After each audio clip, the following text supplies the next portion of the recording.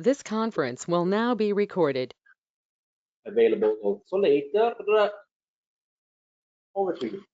Thank you very much for the wonderful introduction. And before I start, if you can pass this USB stick, you just need to copy the content on your computer and then forget about it when we will use later. But if you can do this while I'm talking. So as Andrea said, my name is Raymond. I'm from Napoli, and Professor S.Ulgiati is my PhD supervisor. And yes, my research is about circular economy and the use of different methods for finding new circular economy indicators, in particular using life cycle assessment and energy accounting. And it's also related to the agri-food supply chain, to biorefinery perspective, this kind of stuff. Actually, I started this with my master, and Professor S.Ulgiati was my supervisor also in that time. And I'm really happy that Protec is involved in this, because my master thesis was based on the assessment of one of their chains, their conversion of animal waste to electricity, basically. I did the assessment of the process, so I'm very happy that they're involved in this proceeds. So let's start. Okay. It's not working. So click on it. Oh, okay. So, life cycle assessment, or LCA, the method in which the energy and raw material consumption, different types of emissions, and other important factors are being measured, analyzed, and summed over the product's entire cycle. What's the meaning of this? Through LCA, we are capable of understanding the performance of processes from, let's say, a consumer side perspective. So we see at the end what are the main impacts in terms of resource depletion and in terms of emissions to the environment of investigated processes. Life cycle assessment as an, we say, a cradle to grave approach, which means that it's capable of accounting for all the phases of the life cycle of a product or a function. So from the raw material extraction to through the manufacturing, the transportation, the use, the disposal, and the final disposal at the end of life. But this does not mean that every life cycle assessment has to be conducted in the frame from the cradle to grave. I mean, you can analyze like an industrial process from, we say, gate to gate, with a gate-to-gate approach. So from when the resources enter physically the boundaries of the industrial site through the production of the product or function, I don't know. But the approach is from cradle to grave. Life cycle assessment is a method that has been around for more than a couple of decades and is now standardized ISO 1440 and 1444. These two ISOs defines the general framework and the steps needed for a proper life cycle assessment. So this method is divided in 4 different stages. First one is the Gomez scope. The second one is the life cycle inventory. The third one is the life cycle impact assessment. And the final one is the interpretation. Why the double-sided arrows? Because going through these steps, you can always go back and adjust what you're doing. We say it's an iterative process. So you can always go back because maybe while doing your work, while doing your analysis, you figure out that what you're doing is not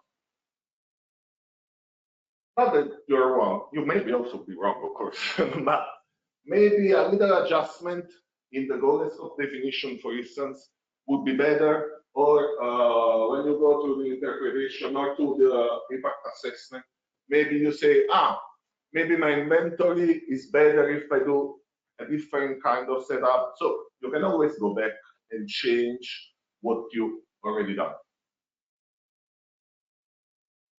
Why doing a life cycle assessment? Well, life cycle assessment, for instance, is mandatory when in certain types of certification, like the environmental product declaration. It's mandatory to do an LCA.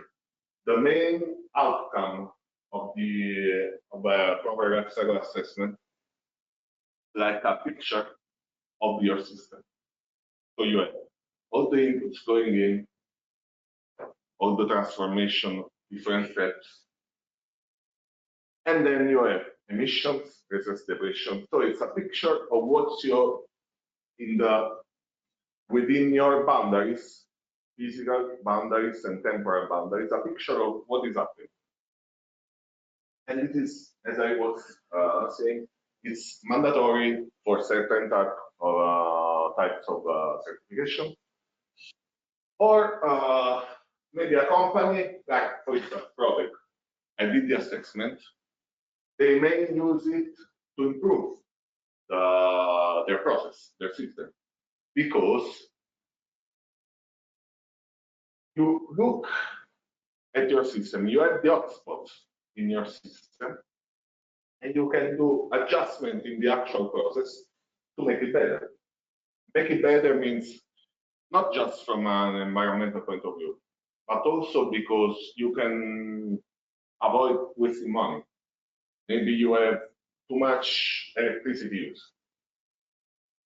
You can reduce your electricity use and save money in that case. So that's the meaning of this kind of system.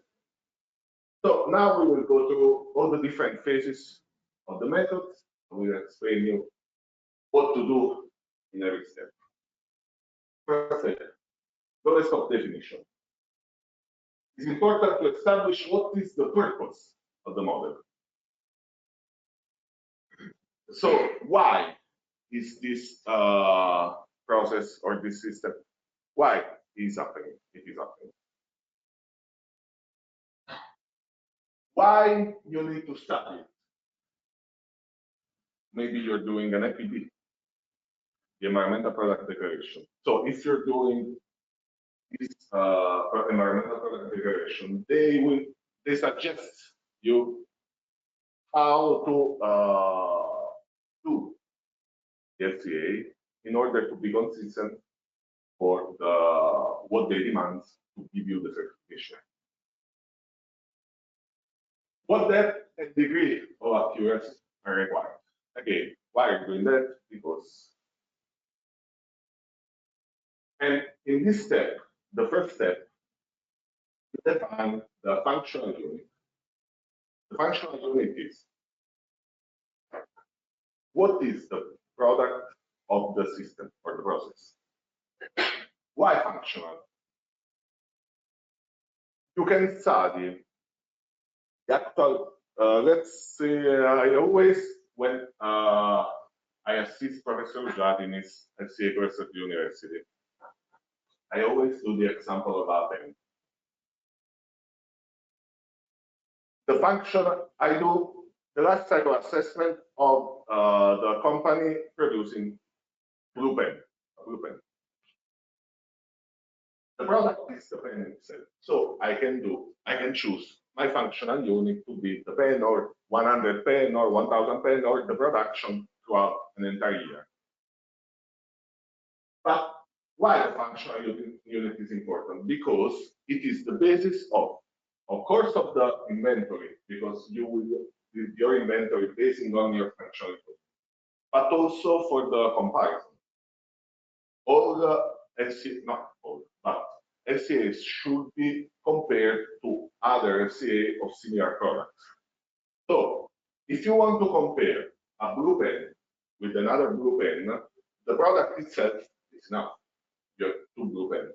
But if you want to compare, if it's better for my company to buy or to produce, I don't know, 1,000 blue pens or 1,000 pencils, you cannot compare the products because they're different products. One is made of plastic, the other one is made of wood. So what's the function? You have to understand the function they serve. Why you use a pen or a pencil? Right. So that's the function. You can decide to have like 1 kilometer of writing made by the pen, made by using the pencil. That is a functional unit. So you can compare them because both the pen and the pencil, they're useful to write. Use them to write. So that's the function. And then the boundaries. In this step, you define where the system is located, when, what is the time frame of your assessment. For instance, for agricultural processes, the time frame is usually 1 year. And the physical boundaries. So, what steps of the production process I have to take into account in my investigation? For instance, let's talk again about the blueprint. I can assume a gate-to-gate approach from when the plastic granules enter the industrial boundary. They enter within the building. That's the boundary. And the pen ready for use exit the building. So that's a gate-to-gate approach. Or maybe I can take it into account from the extraction of oil in order to produce plastic, in order to produce the pen. So this is like a cradle-to-gate approach. Or from when the plastic again enters the building, we have the pen, we use the pen, and then we dispose the pen. This is a gate to creative approach. Or you can consider the entire supply chain. So it's like in the first slide, a cradle-to-grave approach. So you have to decide all of this in the first step. And if you're writing a report, you're writing a paper, you have to, and insist on this, I insist on this because not everyone doing life cycle assessment is always clear on this. You have to tell, right, this is the functional unit, this is the approach, these are the boundaries. Because you have to be transparent, because LCA should be compared. So in order to compare different LCAs on similar products, you have to know all of this. Otherwise, the comparison would be pointless. Second step, the life cycle inventory. You have to build an inventory. And after, I will show you what is an inventory. But for now, let's say that you need to list all the input flows within your system and the output flows. And there are different types of data that you can collect in order to build inventory. The first one is the primary data. Data directly collected on field by the investigator, with or without the collaboration of the operator. So, for instance, you go for an agricultural process, you go on the agricultural site, and you say, okay, you're the guy that keeps track of everything here. Tell me how much water you use, how much fertilizers, how much pesticides, how much electricity, how much fuel. Like that. I'm working on that. Okay.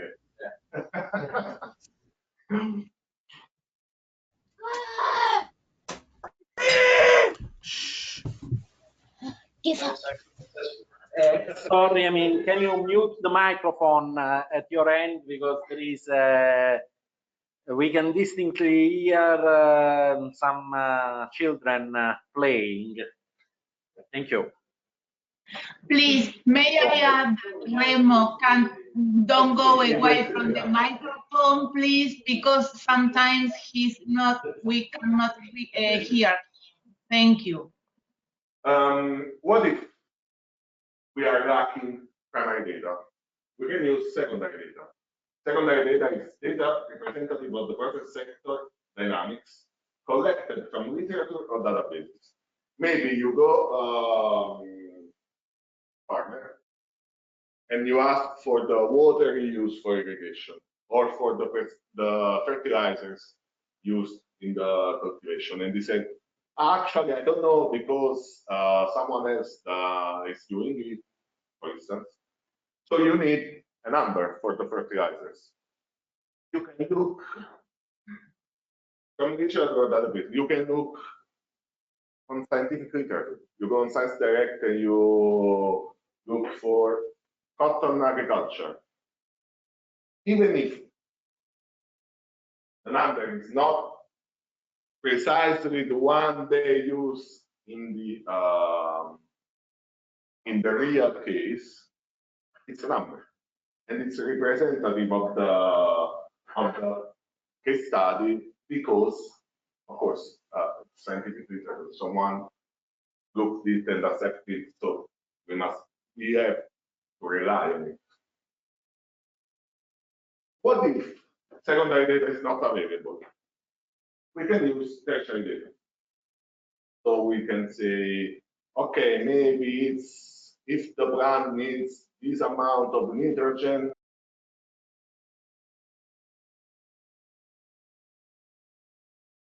and it's good. It's not that if you use tertiary data, your assessment is not valid. But again, you need to be transparent. When you write your report, when you write your scientific paper, you should tell this kind of data is primary data because I have been there and someone told me. But this other data is coming from someone in 2018, or from the LCA database in your software, in the pen that you're copying the content to.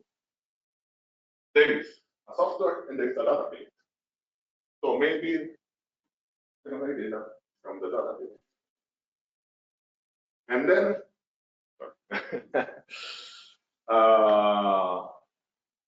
this other data in my study is from assumption that I made based on, because assumption should be based on something. After you and your inventory should be consistent with your functional unit. If you're studying the cotton cultivation in 2018 throughout the entire year, you should know in 1 year how much water they use, how much fertilizer they use, how much pesticide, etc., etc. And why I say should be? Because, and I can show you this later,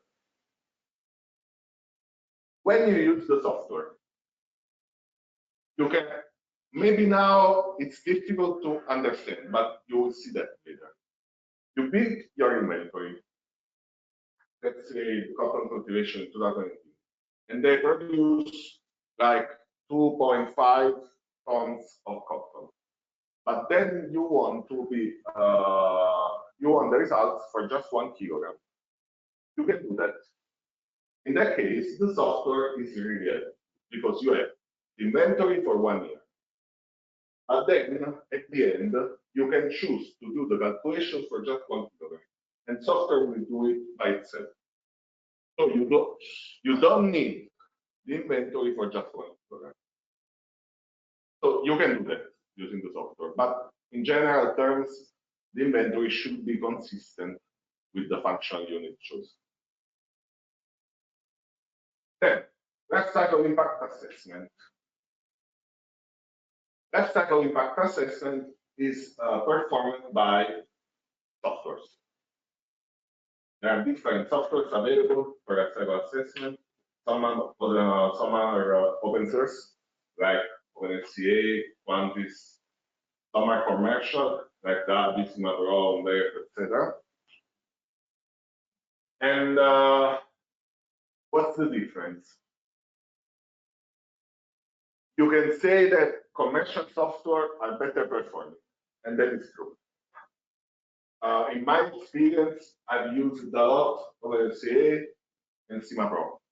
There's difference between them. Yes, there is, of course. But for a life cycle assessment to be valid, be consistent, be solid, the important is that you perform well all the steps. And the database is the important support, not the software. The software just calculates, it's a calculator, not more than that. OpenLCA, maybe it's slow. It's a very slow software. Maybe lacks something like in terms of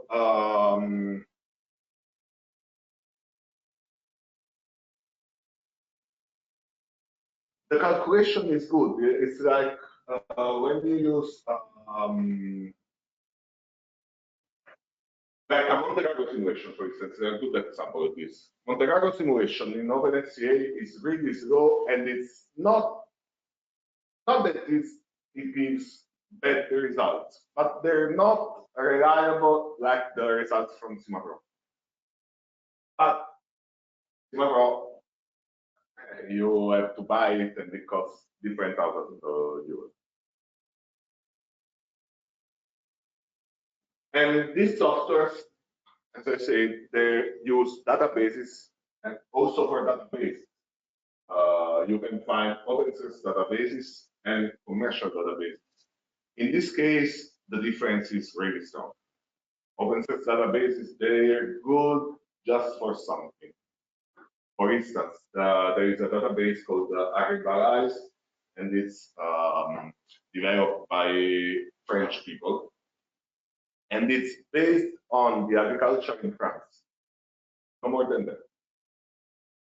While commercial databases like agreement, there's plenty of processes in them, and they're based on strong case studies. They're really good. So in this case, the difference between open source and commercial is really evident.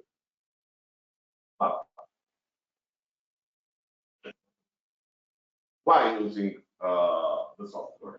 Because as I said, it's a calculator.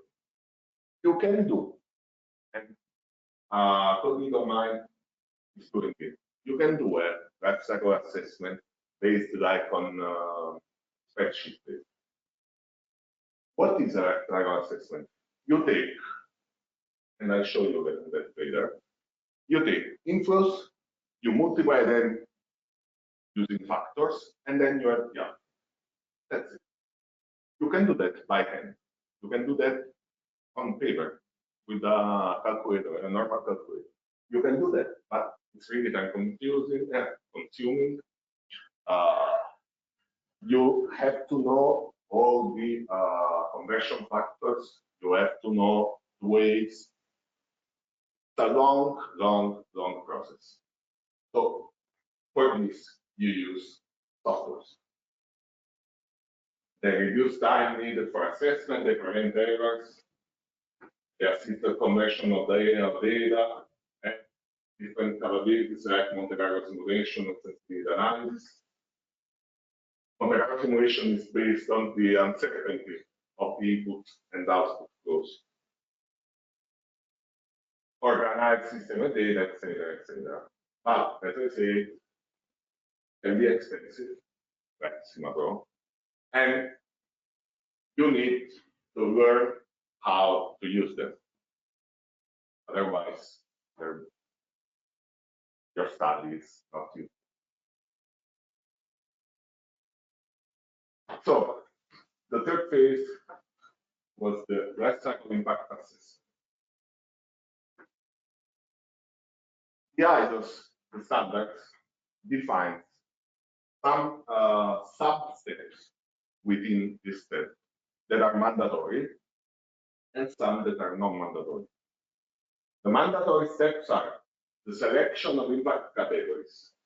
Selection of impact categories. The impact categories are the results of your life cycle assessment. So, examples of impact categories are like the global warming potential.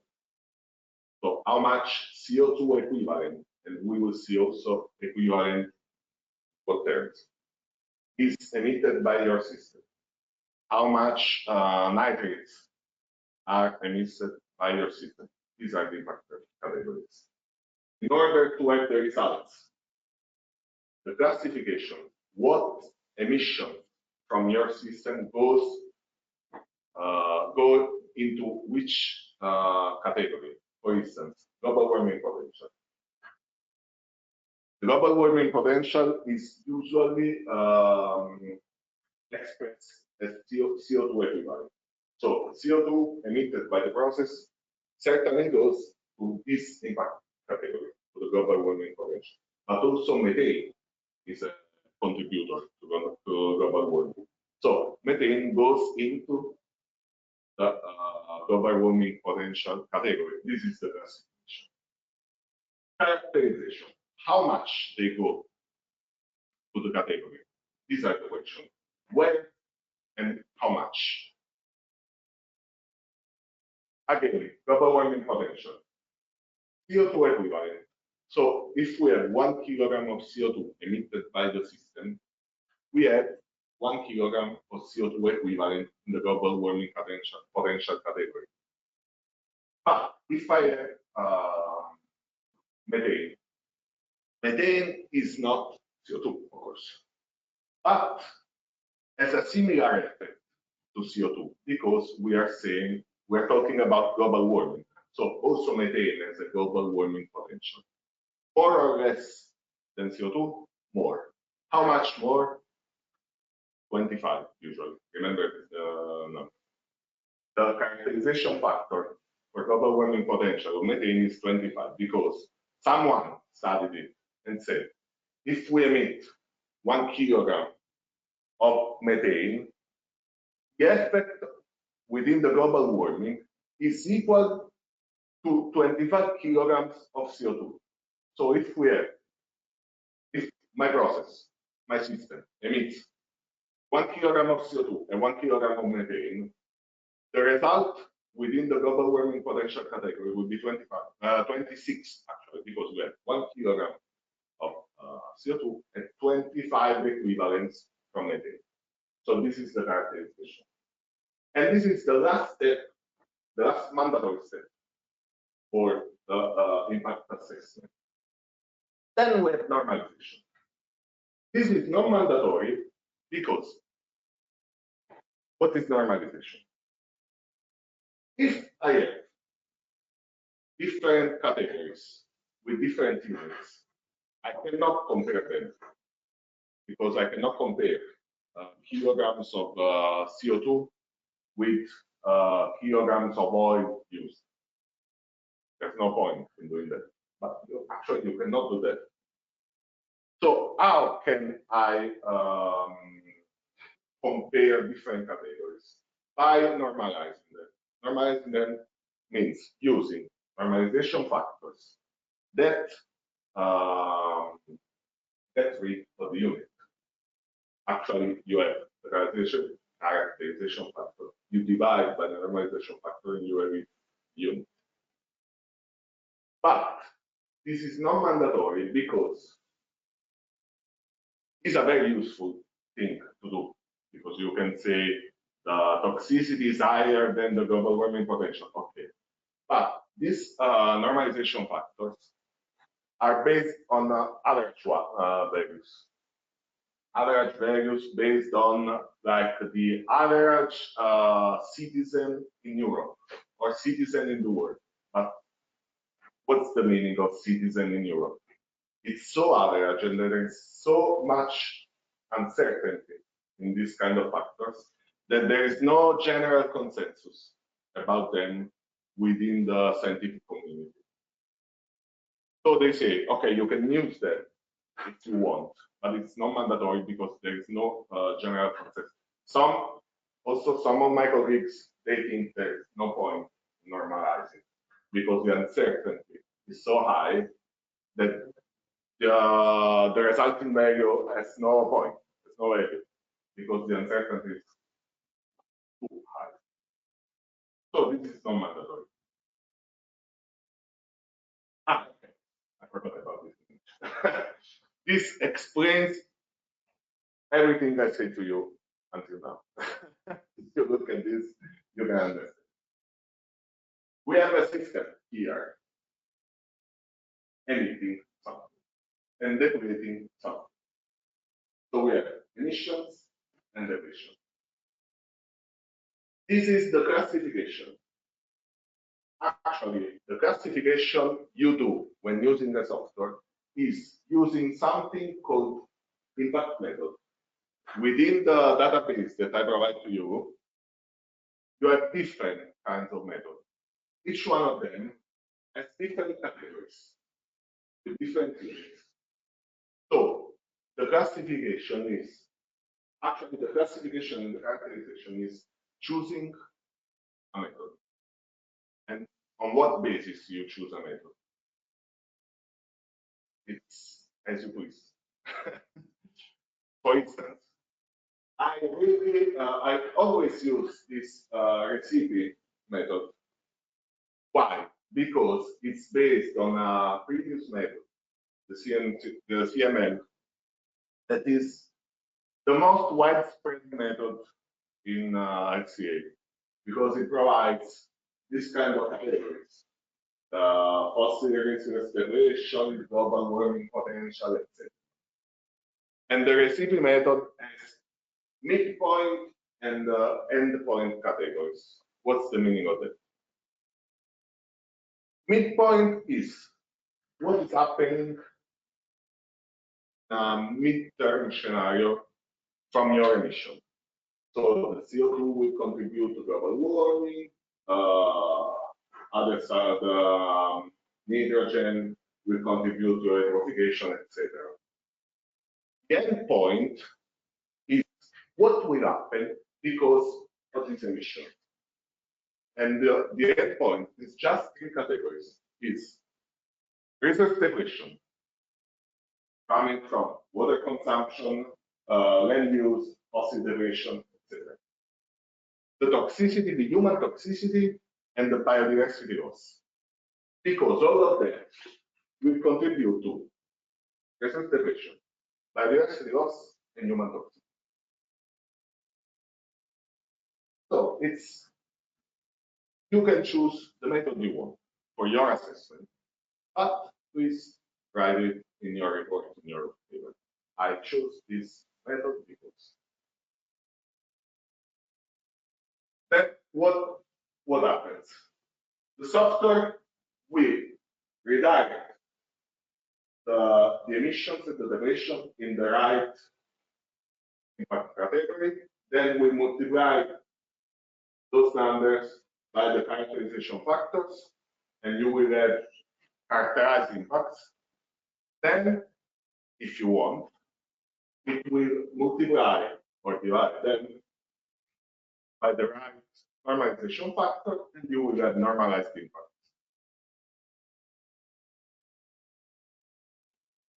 And then you will have your result. I will show you some. I will talk to you about a couple of software that we can use. First one is this CIMA-Pro. As I say, it's a very expensive software, but in my opinion, is the best choice you can make if you want to deal with S.Ulgiati. Some people prefer Gatsby, for instance, but in my opinion, it's just mine. It's not forcing you. I don't want you to think that this is the best, but for me it is. And it's produced by this company, R.Santagata. It comes with different databases already implemented within the software when you buy it. You can buy an analyst or a developer version of the software. I use the analyst because I do not feel ready to develop a different assessment. And it's server-based. So even if when you buy it, you receive a username and a password.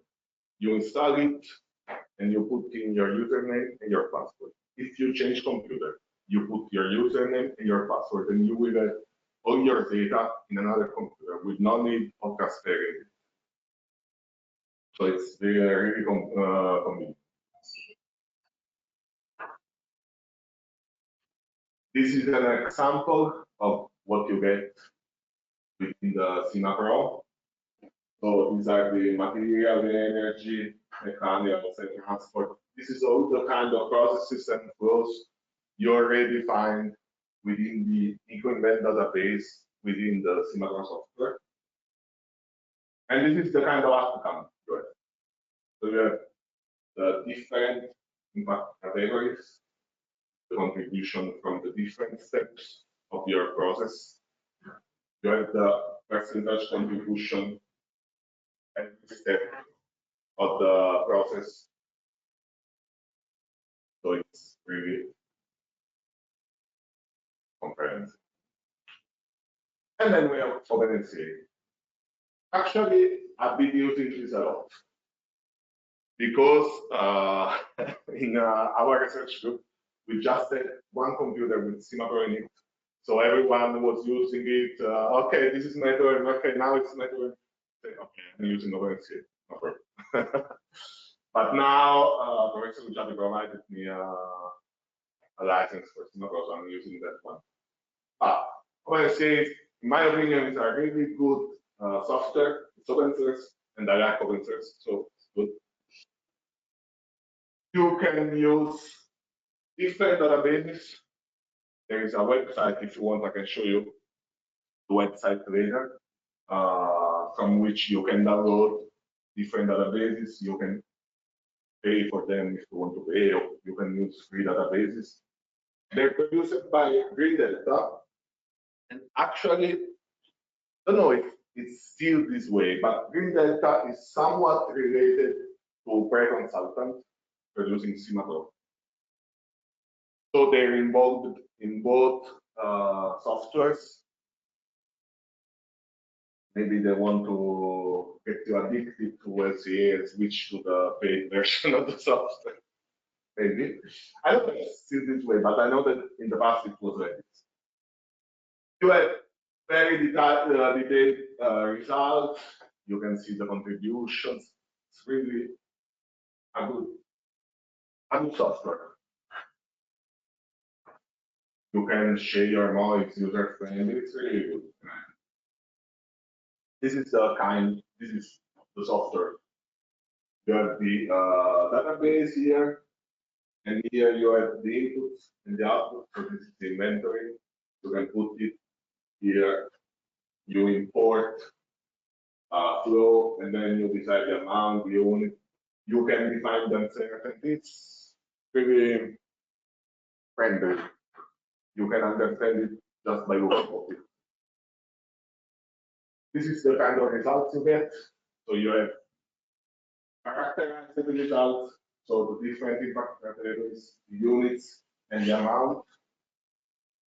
The normalization result without unit, of course. And within each category, you have the contribution tree, it's called within the software. So you can see 100% of the final product is dependent on 93% of the previous step. And within this step, the 4% comes from another system. So really detailed. You can go back until you can reach the extraction of raw materials this way and reuse. So, in a circular economy perspective, so I said it has a cradle-to-grave approach, but in a circular economy perspective, that is what we're interested in. We can go from that one to this one, from a cradle-to-cradle approach. And what's the meaning of cradle-to-cradle? That if you repurpose or reuse co-products and byproducts of systems, and they can be fed back to the same process or can become feedstock for other processes, you eventually do not need the landfill, or you need the landfill or the final disposal in a really minimum way, and you use byproducts as secondary raw material. So, and this is an example of what I'm saying. This is from a paper I wrote, and still not published. It's accepted, but still not published. And it was about the goat cheese production. We compared goat cheese from two different companies, both located southern Italy, Cilento, is near Napoli. And we have company A, it's a semi-intensive company, 57 animals, they produce almost 1,500 of cheese per year. And then we have company B, almost the double of animals. We're talking about goats and sheep. And more than the double production of cheese. But they reuse some of the byproducts and they put to previous steps in the supply chain. The functional unit shows is 1 kilogram of goat cheese, and remember this number because it's important later. Is of the same quality? Yes, it's exactly the same. Exactly the same. And I have personal experience about the quality. But also here something that we tested. The kilogram, the correct functional unit. Yeah, that's a good question. It would be maybe more kilocalories. That's a good question. I will answer. That's why. I think that you mean from the nutritional point of view. Of course. Functional, what is the functional food? The functional food is provide nutrition. That's a good question, and that's why I said it. Because we can discuss about the functional unit later. It's the same with the life cycle assessment above, like those. And if you use kilos, it's misleading. So it's better to use hours of life. Going back to this concept of function. Yeah, that's a good one. We assume that the two different kinds of cheese are the same type of stuff because somewhat they are. The nutritional values and the composition is almost the same. So we can consider them the same. delivering the same function. And in LCA, we use to express the system in the form of a flowchart. In almost every LCA paper, you will see something like this because it's useful for understanding the system just by looking at the image. Actually, I don't really like this kind of flowchart, but that's because I also work with energy, and I find, for me, the system diagrams by H.Ulgiati, I don't know if you are aware of it, are more comprehensive than this kind of representation, but that's the usual, that's the state of the art with LCA papers. So we have first company. These are the boundaries considered for the first company. So they import fodder, feed, and water, machinery, electricity, and fuel from the outside. They buy it. It's coming from the market. Then we have the livestock phase and the output of the livestock phase are milk and manure. They also produce meat, but it's not a usual thing. So we did not include meat in this study because they produce meat if they are forced to feed an animal. But their business is not to produce milk, so we did not include that. Then we have the cheese making phase, and the outputs of this phase are cheese and whey. Then we have the aging of the cheese and the sale. So the products of this system are cheese and manure. The second company is the same, but the only difference is that they produce their own product. They do not buy it.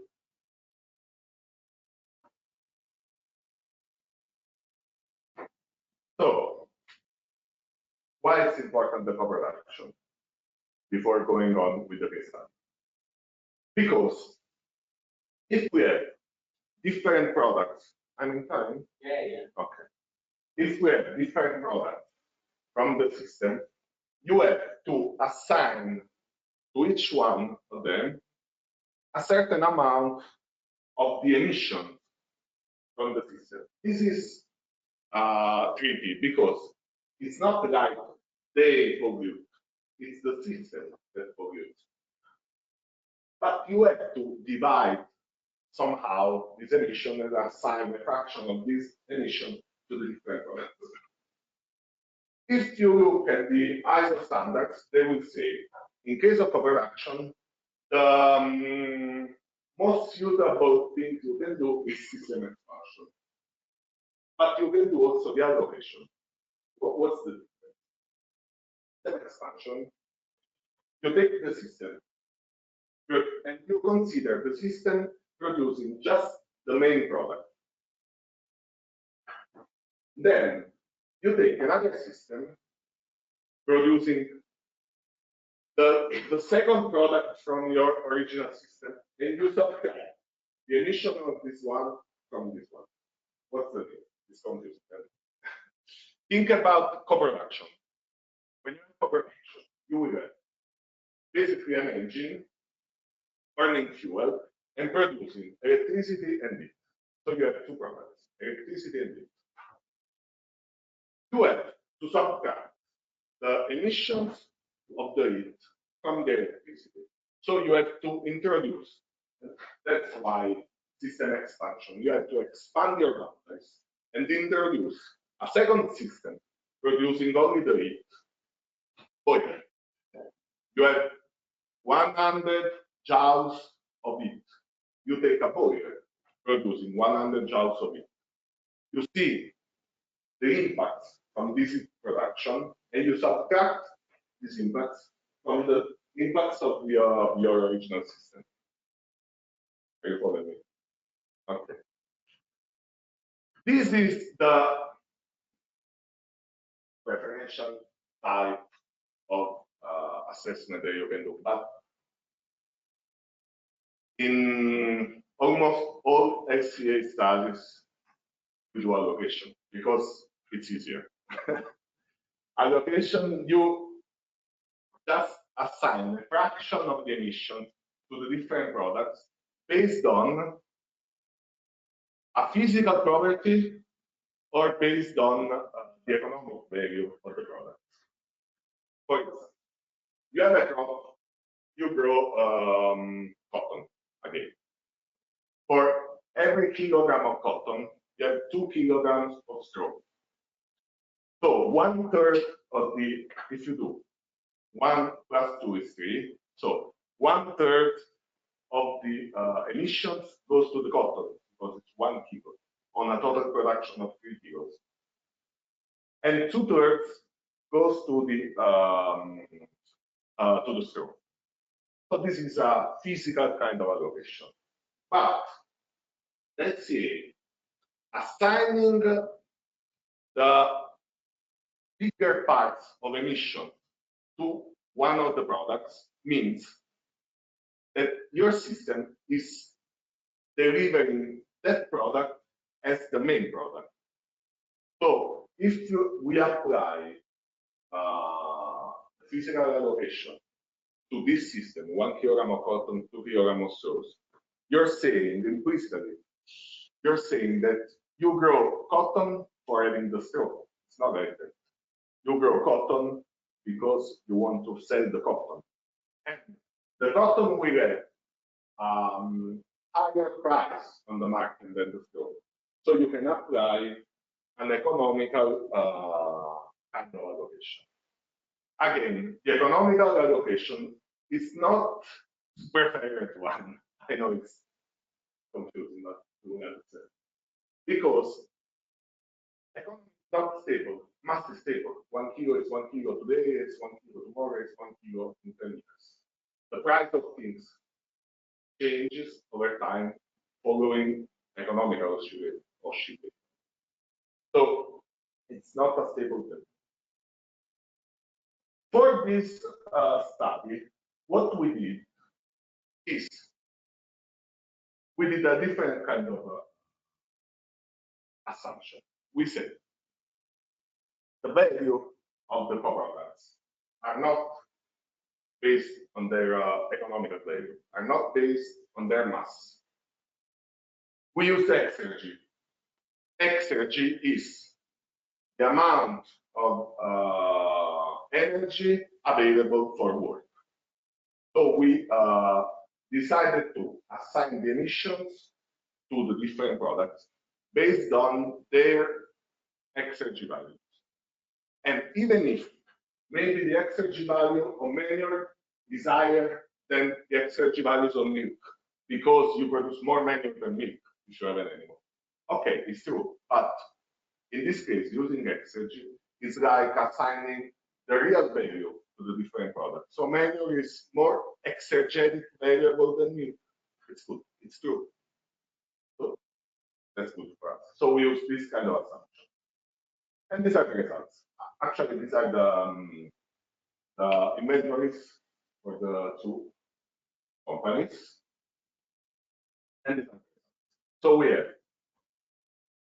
company A and company B. These are the characterized results, and these are the normalized results. From this graph, where you can compare also the, not just global warming potential with global warming potential, but you can compare global warming potential to irrigation, etc., because they're units. It seems that company B less impacting than company A. And company B, we said, it's an intensive farming, while company A is semi-intensive. So does it make sense to you? This is related to what Andrea asked before.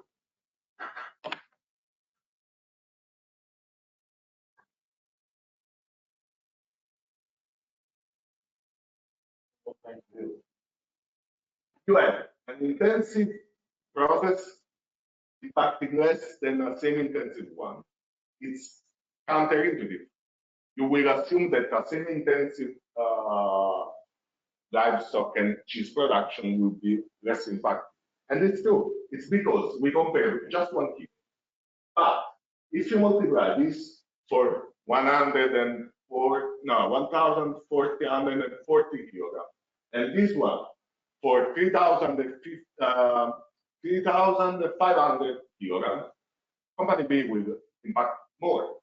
It's just because they have so much bigger production than the other company. So when you divide the impacts for the production and you just want 1 kilogram, you will divide the impacts for a bigger quantity than company A. So at the end, company B is more impacted, but it's better performing. Why? Because the company B use manure as fertilizer.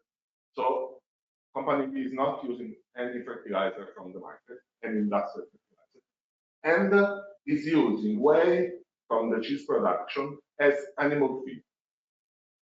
So they buy less feed from the market. So it's better performance, but of course it's more important. Why do you say it's counterintuitive? I mean, this is the result that I was expecting. Yes, I was expecting them, but someone said, "Why? This is an intensive one." It's better performance. It's more impacting, of course, because it's intensive and it produces more product than the semi-intensive, but it's better performance. It's just in a sense, all these indicators, the way we perform LCAs, isn't it concerned with intensities? Because in the end, we report everything per functional unit. Yeah, so it depends on the functional unit you have. It depends on the purpose of your study.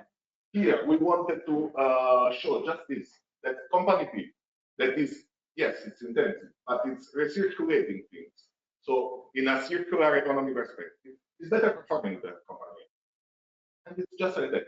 Of course, it will impact more in the entire year for the entire production, but it's better performing.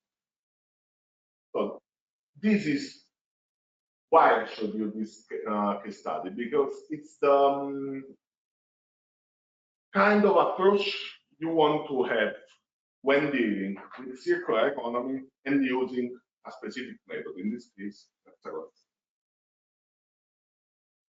and this is okay. So I think I can stop here for now, and then we will continue in the afternoon with some exercise. I will make you use software. Okay. So we have got an introduction to the key concepts for performing LCA. So now it's time to have lunch. So let's go to consume some food and creating environmental impacts associated with that. Unfortunately, we will get back in 1 hour. Of course, I mean, the second part of the session will be delivered on a different link. This is for people attending online. So rejoin with the second link, which has been provided to you for this section. So I'll stop the session here. Of course, we have recorded everything. We will meet you again in 1 hour time. Thank you very much. Thank you.